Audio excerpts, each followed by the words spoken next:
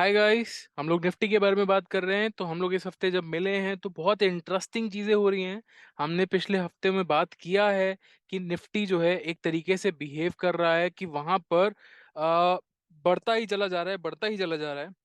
But I have been warning in the shorts also कि एक correction due हो जाता है ऐसे टाइम पे। तो ऑप्टिमिस्टिक होना ठीक है, बट ट्रेल करते रहना बहुत जरूरी है। कहीं पर भी अगर पिछली बड़ी कैंडल का 50% वापस से उल्टा जाता है तो आपको उसी टाइम पे कॉशियस हो जाना है। अपनी पोजीशन को लेके बैठे नहीं रहना। It's a bull run, for sure एक बुल रन है, ये बहुत बड़ा बुल रन है।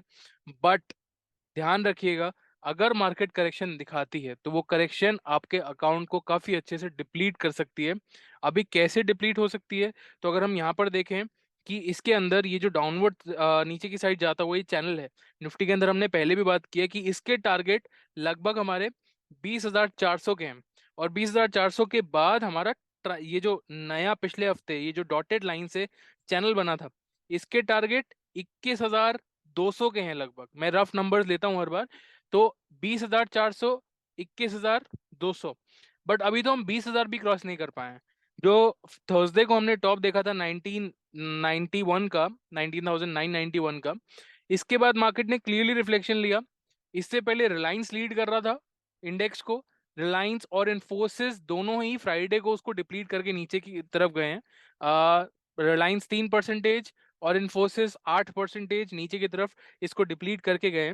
और इस वजह से मार्केट ने क्लियरली पिछले दिन से गैप डाउन ओपनिंग, उस गैप को कंप्लीट किया और नीचे की तरफ आ गया।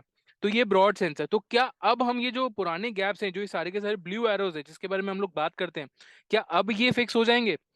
पॉसिबिलिटी है। क्योंकि हम अगर 15 मिनट के चार्ट में देखें, जरा 15 मिनट के चार्ट में चलते हैं। और यहाँ पर हम ये देख पाएंगे कि ये जो देखिए पुराने हमारे टारगेट्स हैं, ये पिंक एरिया क्यों है? क्योंकि फिबोनाची का एक रेंज है। तो ये टारगेट ये हमारे सारे कंप्लीटेड है। 15 मिनट के चार्ट में कोई भी ऐसा टारगेट पेंडिंग नहीं है। अप साइड पे सिर्फ एक ये गैप पेंडिंग हो गया है अब, जो पूरा कंप्लीट नहीं हुआ है। माइंडेड, आई एम सॉरी, मैंने बोला कि गैप कंप्लीट हो गया है, क्योंकि गैप काफी बड़ा था। पूरा कैंडल ही नीचे क्लोज हुआ था तो उसने सिर्फ ओपनिंग से गैप को फिल किया है इस वीक के थ्रू। बट क्लोजिंग से गैप अभी भी पेंडिंग है। 15 मिनट के चार्ट में वो गैप दिख रहा है। Now looking at what is suppose to happen, आगे क्या हो सकता है। इतने सारे ज्ञान की बात हमने कर ली, बट इसके बाद हो क्या सकता है, सबसे जरूरी वही है। तो मार्केट के टारगेट्स तो देखिए 20,400 के और 21,200 के पेंडिंग हैं। बट पॉइंट ये है कि नीचे की तरफ ये जो चार चार गैप्स है ना, ये फिल होने की पॉसिबिलिटी है।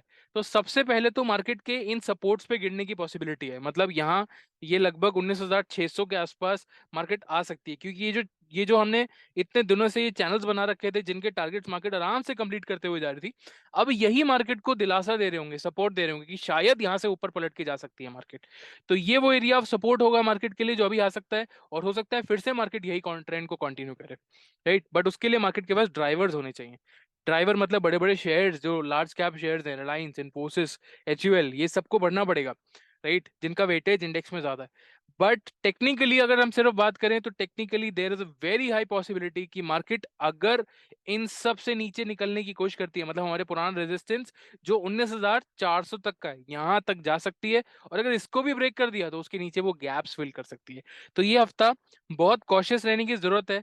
अगर कहीं पर भी आपको रीसेंट हाईस टूटते हुए दिखते हैं तो बिल्कुल ही अपना सामान पैक करिए, पोटली उठाइए और चल दीजिए बुलिशनेस की तरफ। और छोटे स्टॉप्स के साथ आराम से बुलिश ट्रेड कर सकते हैं। बट ये भी हो सकता है मार्केट बिल्कुल चौपी रहे। तो आप सोचेंगे कि करना क्या है बाय द एंड। अरे भाई, कहना क्या चाहते हो? कहना क्या चाहते हो वाली सिचुएशन ये है कि मार्केट इस हफ्ते में चौपी हो सकती है। अप साइड पे एक गैप है, बट डाउन साइड पे चार गैप्स हैं लगभग। ठीक है, तो ज्यादा पॉसिबिलिटी है कि मार्केट सपोर्ट्स को टेस्ट कर रही होगी। कम पॉसिबिलिटी है कि मार्केट ऊपर की तरफ रेजिस्टेंस को टेस्ट करके और ऊपर चली जाएगी। तो मैं प्रोबेबिलिटी का गेम बता रहा हूँ।